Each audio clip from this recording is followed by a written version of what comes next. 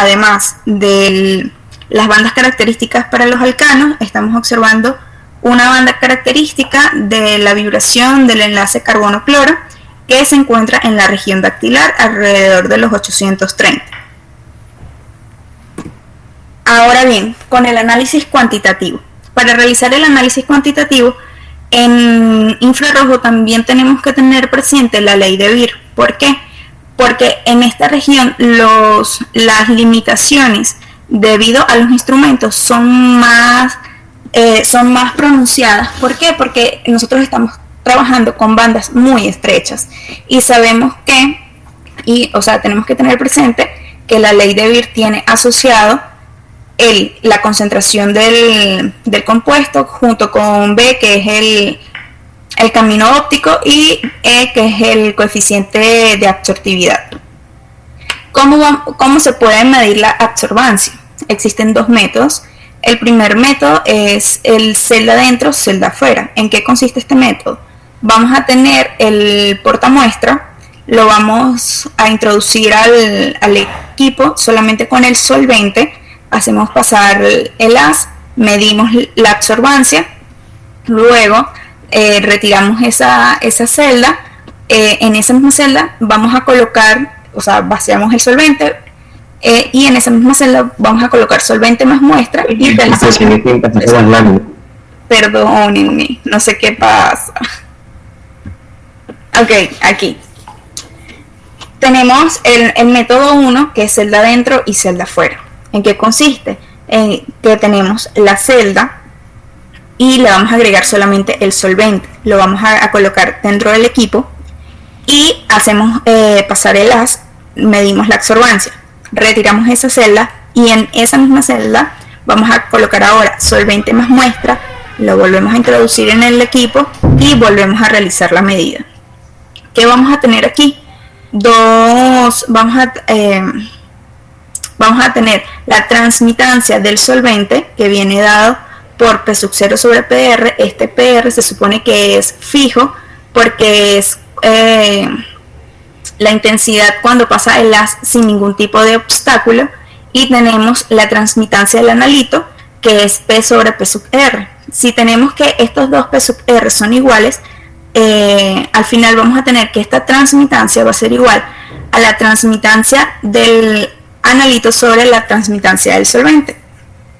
Y esta es una de las maneras de la medición de la absorbancia. El método 2, que es línea base, es lo que estamos viendo aquí en esta figura.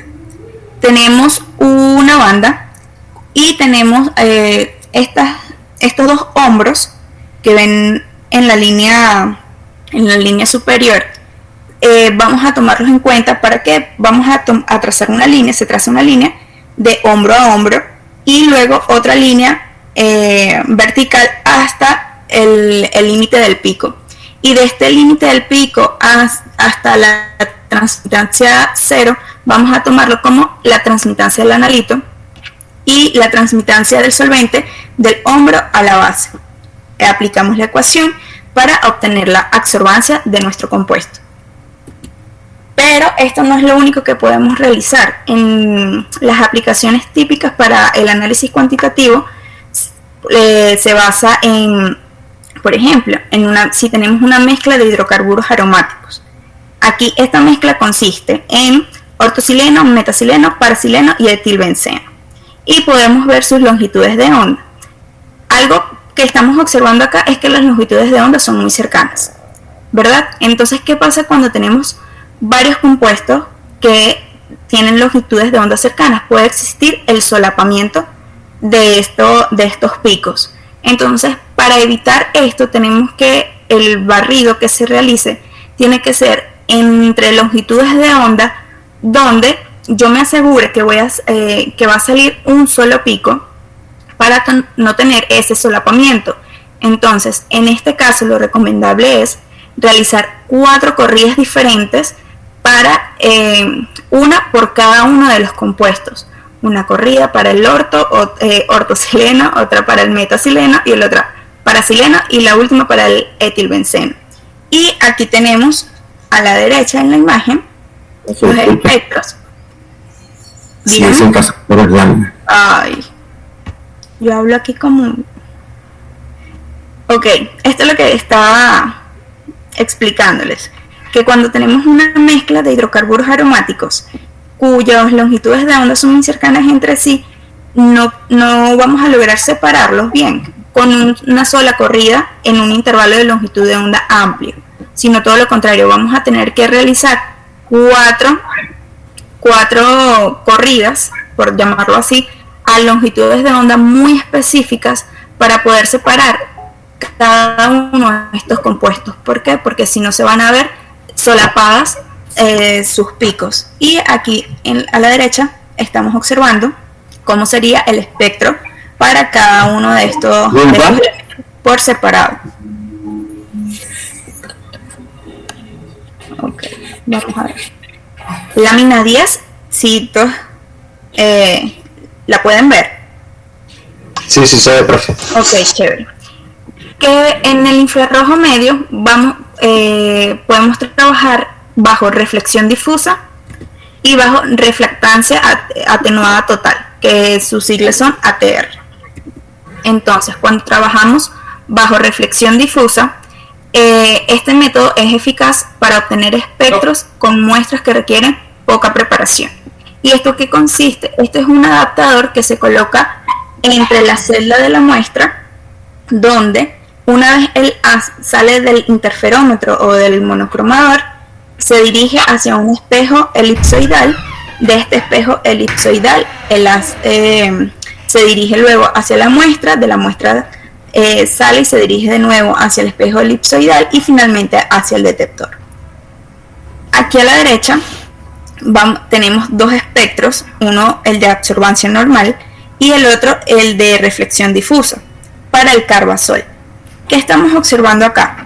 Las líneas, los picos están saliendo en los mismos números en el mismo número de onda, tenemos la misma cantidad de picos, pero la intensidad de los picos es diferente. Y lo que llama la atención es que cuando estamos trabajando bajo reflexión difusa, si se fijan, por ejemplo, en estos picos, cuando trabajamos en absorbancia normal, son picos que se ven pequeños en comparación con estos picos que son muy intensos. En reflexión difusa, los picos secundarios aumentan la intensidad, es decir, que se pueden casi son equiparables con los picos más intensos que se ven en absorbancia, que son estos. ¿Sí? Entonces, este es un tipo de medida que se puede realizar en infrarrojo bajo reflexión difusa. El otro, déjenme pasar la lámina, es el de reflectancia atenuada total. Bajo este tipo de reflectancia vamos a obtener espectros similares a los de absorbancia, pero con picos, o sea, las intensidades relativas de estos picos van a variar a los de la absorbancia. ¿Y en qué consiste esto? También es un adaptador que se coloca en la región donde va la celda de la muestra y es un material óptico con un alto índice de refracción, donde el haz que viene del interferómetro o el monocromador incide en este material óptico y a través de este material óptico ocurren muchísimas reflexiones, es decir, absorbancia y atenuación, algo que atraviesa toda la muestra del detector. Bajo este tipo de modalidad se pueden analizar muestras directas sin ningún tipo de tratado ni dilución. Cuando yo les digo muestras directas, ¿a qué me refiero? Yo puedo introducir telas, puedo introducir polímeros, puedo introducir fibras directamente en el equipo de reflectancia y lo coloco en el paso óptico del haz. No es necesario un tratamiento de muestra engorroso ni realizar ningún tipo de dilución. Puedo tomar la muestra y analizarla directamente. Ahora bien, yo les comenté que hoy íbamos a realizar y vamos a hablar sobre las aplicaciones. Y a nosotros en analítica nos interesa son las aplicaciones cuantitativas, pero no por eso vamos a dejar de hablar de las aplicaciones cualitativas. Sí, entonces, por ejemplo, tenemos este espectro que es del hexano y está señalada esta banda en la región alrededor de los 3000. La lámina, profe. Perdón.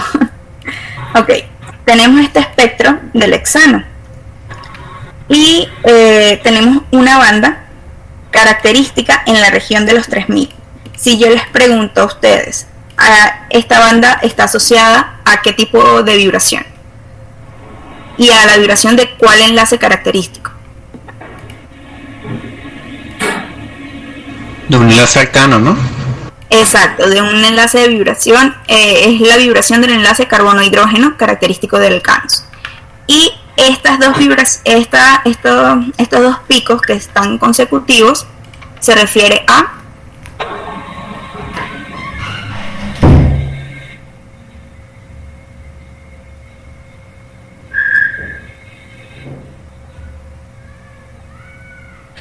ok.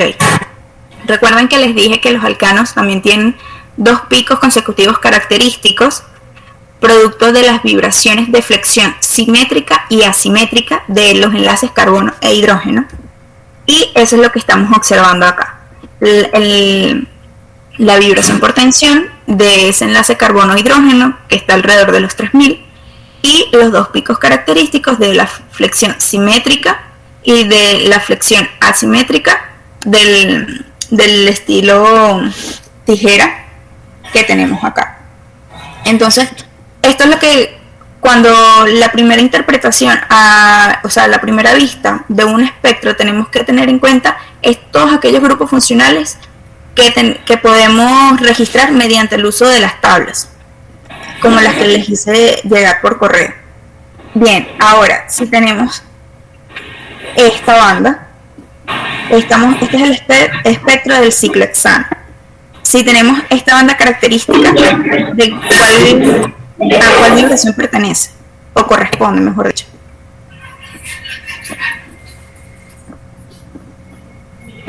¿Puede repetir, profesora, que no se escuchó? Perdón, que creo que incluso no pasó la lámina. Esta banda, la que estoy señalando en color rojo, corresponde a cuál vibración. O sea, la vibración de cuál enlace. Está alrededor de los 3000. Debería ser el carbono y hidrógeno tras las vibraciones del mismo. Chévere. Y nuevamente tenemos en esta región de 1460 la vibración por flexión del CH2, que es la flexión del estilo tijera. Si nos fijamos, acá no estamos encontrando el otro pico que estábamos viendo en los alcanos, porque estamos ahorita en presencia de un ciclo hexano, perdón. Ok, ya va, para que pase el lámina. Estamos ahora, wow, ¿dónde está aquí? Ok, del ácido acético. Este es el espectro del ácido acético. Fíjense, esta banda así ancha es característico de la vibración por tensión del oxígeno e hidrógeno, y es así ancha porque por las interacciones de los puentes de hidrógeno, por esas interacciones, y por eso es el ancho de esta banda, y es característico del OH, del enlace OH. Ahora estamos viendo alrededor de 1700 la vibración por tensión del carbonilo, que también es característico, aparece en la tabla que yo les hice llegar. Aquí tenemos otra banda característica por tensión de esa vibración carbono-oxígeno, alrededor de 1300, y por acá estamos observando la vibración por flexión del enlace carbono-oxígeno-hidrógeno, alrededor de los 935. Estas siglas acá es porque es una vibración de flexión fuera del plano. Ahora bien, vamos a pasar al análisis cuantitativo. para el análisis cuantitativo, el primer ejemplo que les traigo es están analizando ácidos grasos trans, y para esto ellos van a utilizar la trioleína en su forma cis y la trielaidina en su forma trans. Ellos van a utilizar dos métodos, el método de transmisión y el método de, aquí no era O, sino I. Pasó la lámina. Sí. Ok. Comienzo. Vamos a analizar un trabajo donde ellos están determinando ácidos grasos trans. Y lo están haciendo bajo dos métodos, el método de transmisión y el método de reflectancia total atenuada. Para ello, ellos están utilizando la trioleína y la trielaidina. Y este es el espectro de ambas. Como ellos están acá señalando la banda característica de la trielaidina, que la están observando alrededor del 966. Si se fijan, ellos ahorita están revisando un barrido desde 4000 a 750 y encontraron que su banda de interés estaba alrededor de los 1000. Una vez que ellos encontraron su banda de interés, ellos están utilizando usaron como base la trioleína y se prepararon muestras fortificadas con trielaidina en concentraciones de 0,1 hasta el 10%. Y como ellos ya identificaron que su zona de interés es alrededor de los 1000, no hicieron el barrido completo del espectro, simplemente simplificaron de 930 a 1000 y utilizaron una muestra fortificada en base con trielaidina para realizar su curva de calibración. Así es como se ve en el espectro, y cuando ellos lo llevaron al programa para hacer una curva normal, se está viendo una correlación del un R de un 0,99, es decir, bastante eficaz. Esta es una manera de nosotros cuantificar. ¿Por qué? Porque una vez que nosotros encontremos nuestra curva de calibración, podemos introducir nuevamente la muestra, nos vamos, así como en absorción atómica o en UV visible, que una vez que nosotros realizamos nuestra curva de calibración, luego medimos nuestra muestra, obtenemos una señal de absorbancia y mediante la curva de calibración encontramos nuestra concentración. En infrarrojo también lo podemos realizar, no es común porque esta técnica se utiliza más que todo es para la parte de el análisis cualitativo, pero en algunos casos se puede llegar a hacer el análisis cuantitativo. Por ejemplo, acá ya a grosso modo podemos observar que si esta es la muestra, perdón que no pasó, en este primer espectro, que es donde se encontraban los dos ácidos, podemos observar así a simple vista que la absorbancia de la trielaidina, que es el espectro rojo, porque el azul prácticamente no, el negro no se alcanza a ver, ¿verdad? Tiene una absorbancia cercana, vamos a decir, a 0,08, ¿correcto? Entonces, nosotros vamos a decir, ok, si tengo esa absorbancia, voy a ver si tengo que realizar algún tipo de dilución para que esté dentro de mi curva de calibración. Y este es simplemente un análisis para este tipo de ácidos grasos. Ahora bien, el segundo trabajo, ellos están desarrollando y validando las tabletas de ibuprofeno y están por infrarrojo. ¿Ellos qué están haciendo acá? Ellos tomaron una tableta, ¿verdad? Y la analizaron. Y este es el espectro que obtuvieron. Okay. Pero la lámina. Cierto, perdónenme. Ok. Ellos están analizando tabletas de ibuprofeno. Que tengan solamente ibuprofeno, sin ningún tipo de otro compuesto.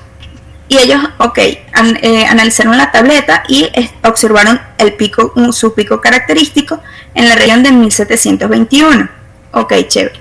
Que luego ellos que dijeron, bueno, hicieron Ya, porque quiero pasar la lámina. ¿Están viendo la lámina 19? Sí, profe. Sí, profe. Ok, chévere. Luego que ellos analizaron la tableta del ibuprofeno, ellos procedieron a realizar el tratamiento de la muestra. ¿Cómo hicieron este tratamiento de la muestra? Tomaron 3 tabletas de ibuprofeno y las pesaron, ¿correcto? Luego trituraron cada una de esas tabletas, unieron todo este sólido y pesaron el equivalente a una tableta y media. Luego de tener ese sólido, le agregaron cloroformo para poder extraer separar los excipientes del compuesto activo, que es el ibuprofeno. Y analizaron los 3 espectros. ¿Cuáles son? El espectro de los excipientes, el de los medicamentos y el del ibuprofeno en cloroformo. Entonces, ¿qué obtuvieron? Podemos ver el espectro que está, vamos a decir, que está por encima de los otros dos, es el espectro asociado a los excipientes. Y lo que estoy señalando acá en rojo es porque no se está observando en este espectro la banda característica del ibuprofeno alrededor de los 1700. Es decir, que esto es un indicio de que esta extracción fue eficaz, porque ya separamos excipientes del compuesto activo. El espectro que está en el centro se refiere al del medicamento, que es el mismo que observamos en el espectro en la lámina anterior, donde estamos viendo la banda característica del ibuprofeno. Y el último espectro es el del ibuprofeno en solución, donde estamos viendo un pico con una intensidad pronunciada. Ok. Como ellos están realizando el desarrollo y validación del método para analizar ibuprofeno por el infrarrojo, es necesario estudiar la linealidad, la precisión y la exactitud. La linealidad la estudian a través de la ley de Beer, la precisión por la desviación estándar relativa y la exactitud por el error relativo y el porcentaje de recuperación.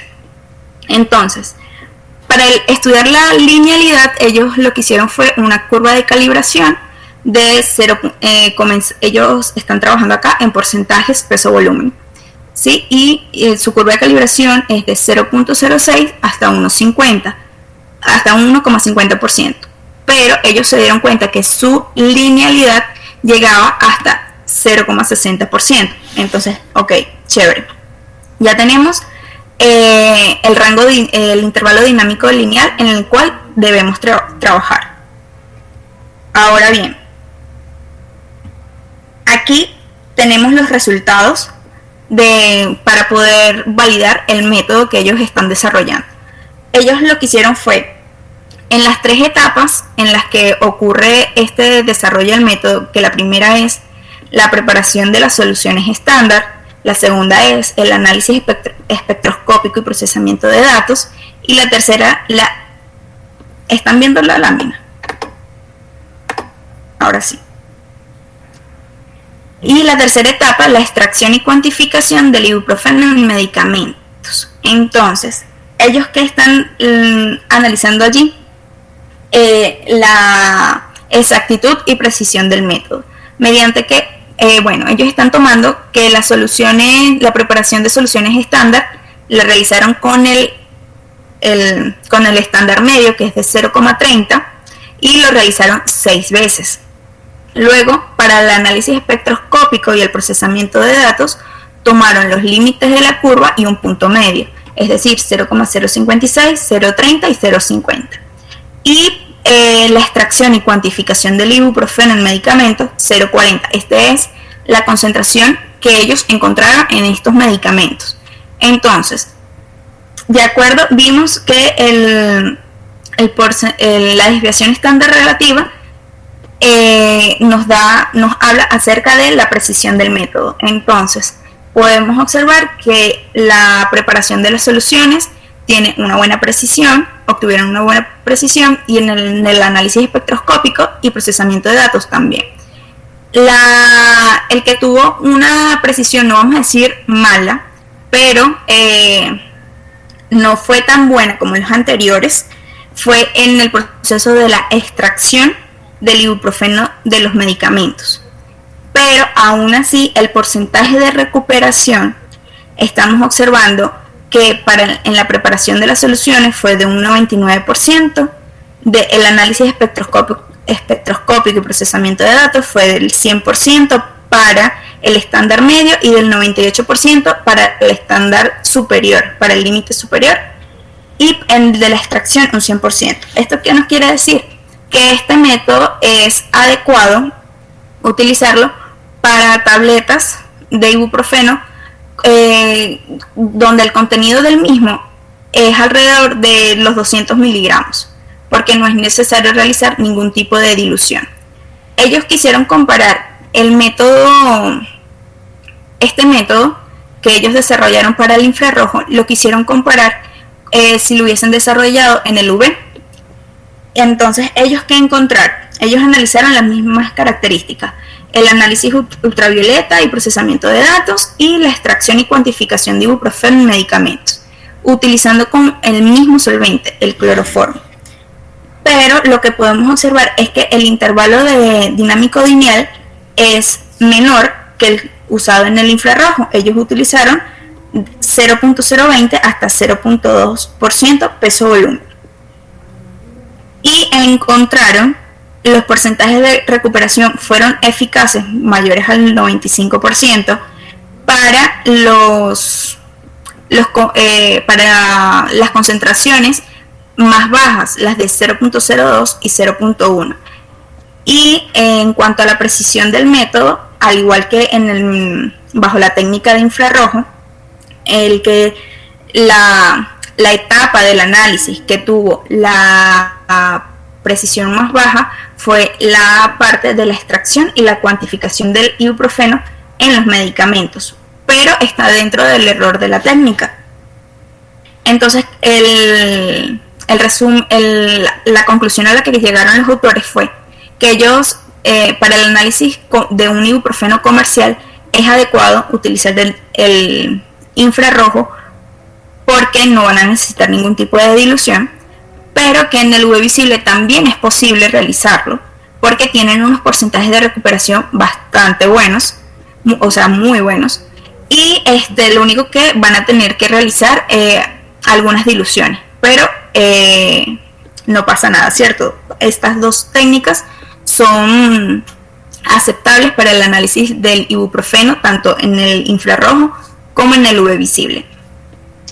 Entonces, con esto, ¿sí?, damos fin al tema del infrarrojo, donde ya vimos que podemos identificar un compuesto bajo esta técnica y analizar cuantitativamente el compuesto también y hacer pruebas de contraste con otras técnicas.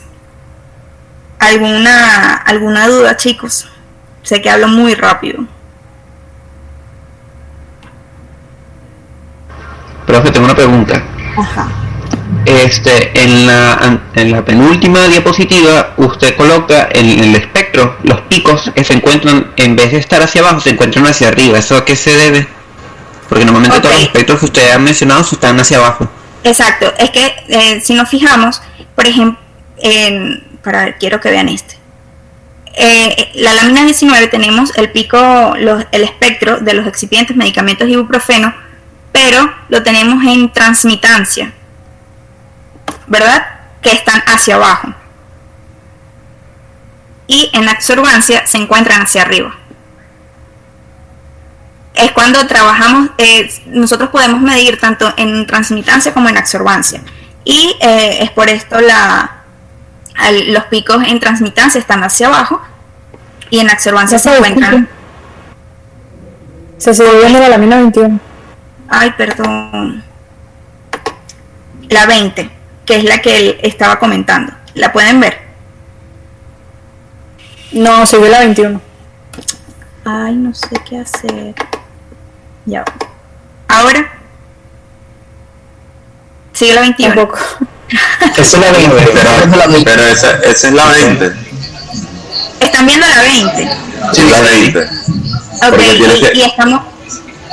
y estamos viendo que el espectro en este caso es absorbancia versus número de onda.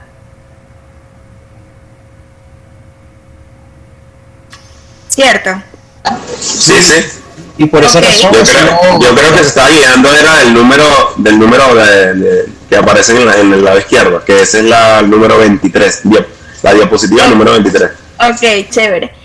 Bueno, sí, exacto. Los de transmitancia por lo van con los picos hacia abajo, y los de absorbancia van con los picos hacia arriba. Ok, profe. Es como esto que estamos observando acá. El que está acá.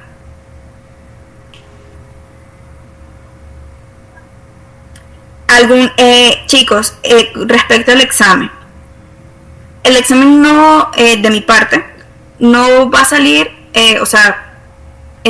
más allá de lo que yo les he dado acá. Es decir, análisis cualitativo de un espectro donde puedan identificar grupos funcionales principales, y análisis cuantitativo donde se pueda construir una curva de calibración, y mediante esa curva de calibración poder medir muestra, conocer concentración de la muestra, y poder decir si es comparable o si se puede realizar con otra técnica, como lo vimos ahorita, que podemos analizar el ibuprofeno tanto en el infrarrojo como en el ultravioleta, bajo la técnica del UV visible.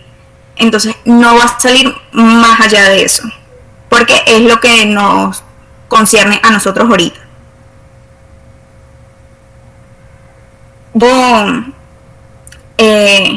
Creo que ustedes, la tablita que les hice llegar por correo, si pueden la imprimen y la llevan para el examen, que allí están la guía para la frecuencia de los grupos.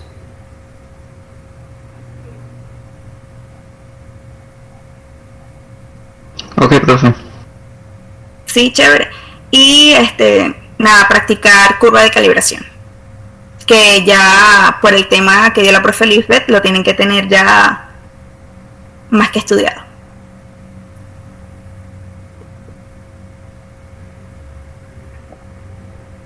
¿Alguna otra duda?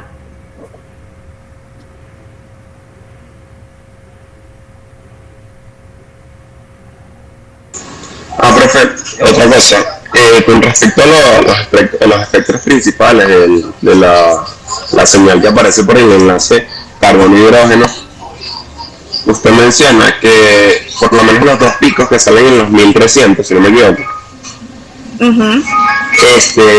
son de las vibraciones simétricas y asimétricas. Sí, pero también menciona que es como del efecto tijera que hace. Pero pero la vibración asimétrica no es la de que un enlace se extiende mientras otro se contrae. Correcto. Porque yo lo que recuerdo no tengo, el de tijera era como, no le veo como dónde está lo simétrico y asimétrico en el efecto tijera. Eso es lo que. Ok, es que fíjense, nosotros vimos que podíamos dividirlo en vibraciones de flexión y de estiramiento. Correcto, en las de estiramiento era donde es lo que tú estás diciendo, que puede ser simétrico, que los dos se expanden al mismo tiempo, o asimétrico, que uno se expande y el otro se contrae, ¿verdad? Pero también vimos de flexión que podemos tener tijera, vamos a hablar del de tijera. Este de tijera, o si no, déjame buscar dame un chance y te busco la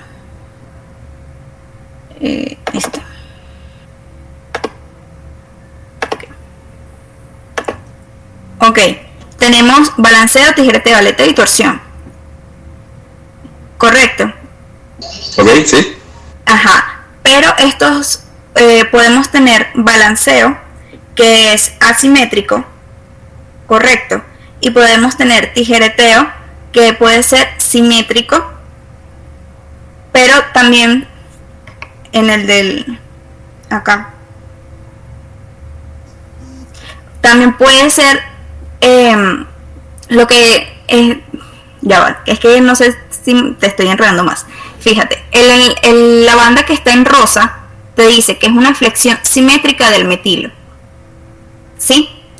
Y la banda que está en color azul te está diciendo que es una flexión del CH2 en su forma de tijera, pero que esa banda está ahorita siendo solapada con la flexión asimétrica del metilo.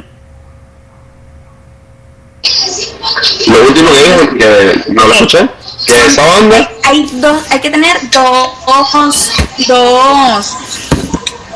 características. ¿Ustedes estás viendo la lámina 12? Sí, la 12, la que tiene la banda roja, azul y morada, creo. Y rosa. Ajá. La banda azul se refiere a la flexión del CH2 en su tipo de vibración tijera, pero que esta banda se encuentra también, o sea, se encuentra solapada con la flexión asimétrica del metilo, y por eso es que se encuentra en esa región, mientras que la banda rosa es solamente de la flexión simétrica del metilo. O sea, estamos hablando que eso representa dos. Ok, ya entiendo, exacto. Sí, o sea, lo de simétrica es una cosa y lo del tijereteo es otra, solo que en este caso está solapado. Está solapado, correcto. Y es característico de los alcanos. Ok, chévere. Sí, eso era lo que me confundía cuando hablábamos de simétrico asimétrico con lo de tijera, pero ya, perfecto. Ok, chévere.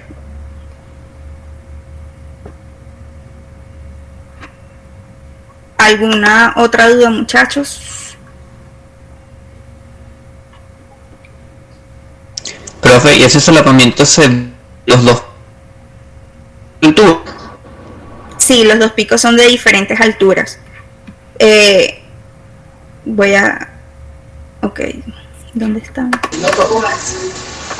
Acá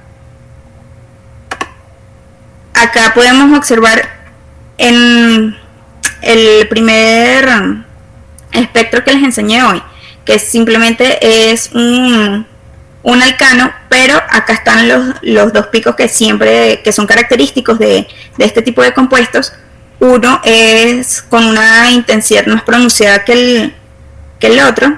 Por lo general el más pronunciado es en el que ocurre el solapamiento, ¿sí? Y por acá está acá.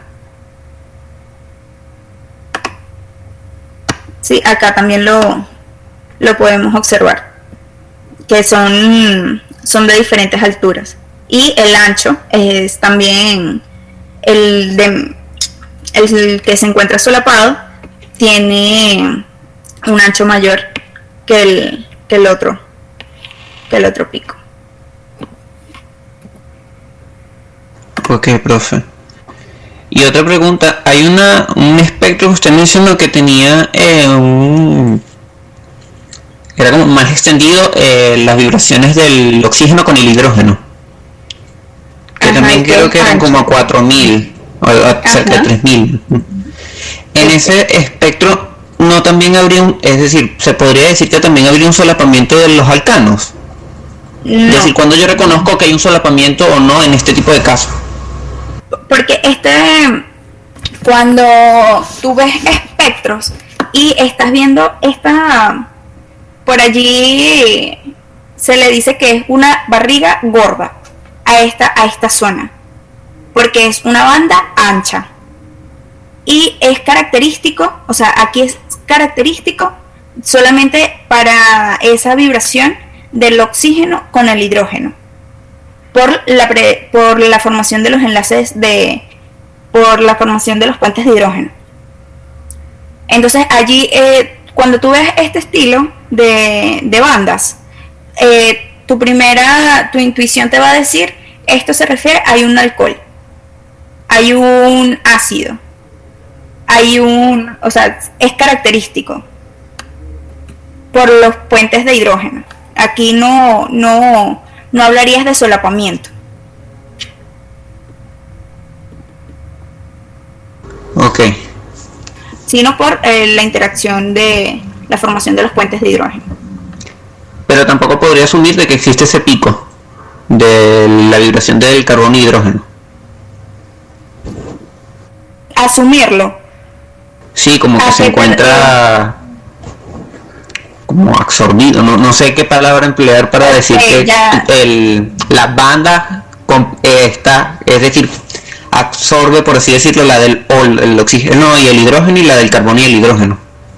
No, sé si porque ya simplemente que es una frecuencia de grupo característica para el enlace oxígeno-hidrógeno, porque ya aquí estás viendo las otras bandas que te dan otro estilo de información, que te está diciendo, mira, aquí no hay un alcano, como que un alcano básico, o mejor dicho, un alcano simple. Aquí tienes otros grupos funcionales que tienen más peso y que te dan más información para poder revelar cuál es la molécula de la cual estás hablando. Y por ejemplo, en la escuela nosotros teníamos un infrarrojo, no sé si ahorita estará funcionando, en planta baja.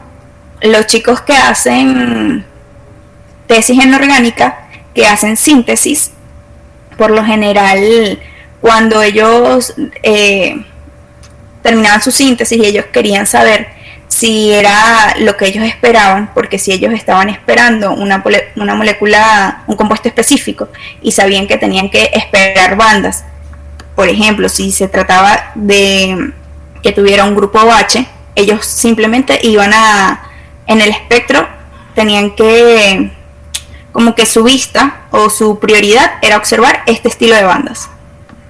Si yo ahorita les voy a mandar esta presentación, pero les voy a mandar una serie de espectros donde vamos a observar esta banda en otro tipo de compuestos, para que ustedes practiquen para poder afinar ese ojo. Y como les digo, el análisis cualitativo se hace más que todo en orgánica. Sí, cuando ustedes hay una materia que se llama elucidación de estructura, allí van a ver este tema más a profundidad, porque ese es su área. A nosotros nos compete más el análisis cuantitativo. Ok, profe, gracias.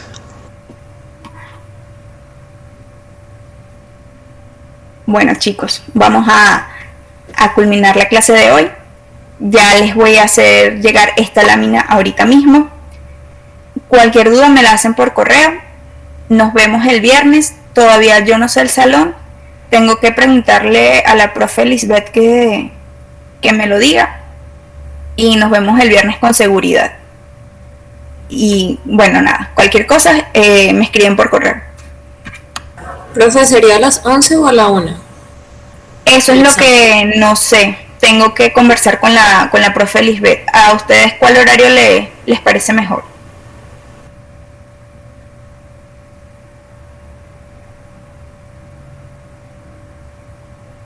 Chicos. Sinceramente, a mí cualquiera, pero no sé los demás. La vez pasada fue a las 11 y creo que todos pudieron, pero como prefieren las demás. Para ver, creo que me parece mejor a la 1. Sí, voy a mandar las diapositivas. Ok, cualquiera de las dos. Sí, la profe Lisbeth y yo por lo general estamos desde las 8 o 9 de la mañana en la escuela.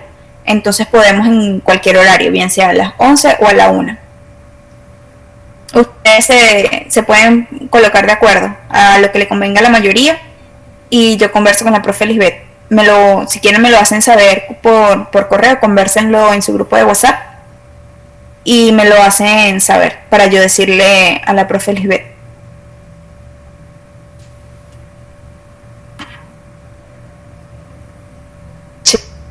Entonces, chicos, vamos a culminar la clase. Cualquier duda me la hacen saber por correo. Feliz tarde para todos. Bueno, profe, gracias. Hasta luego, profe. Hasta luego. Hasta luego.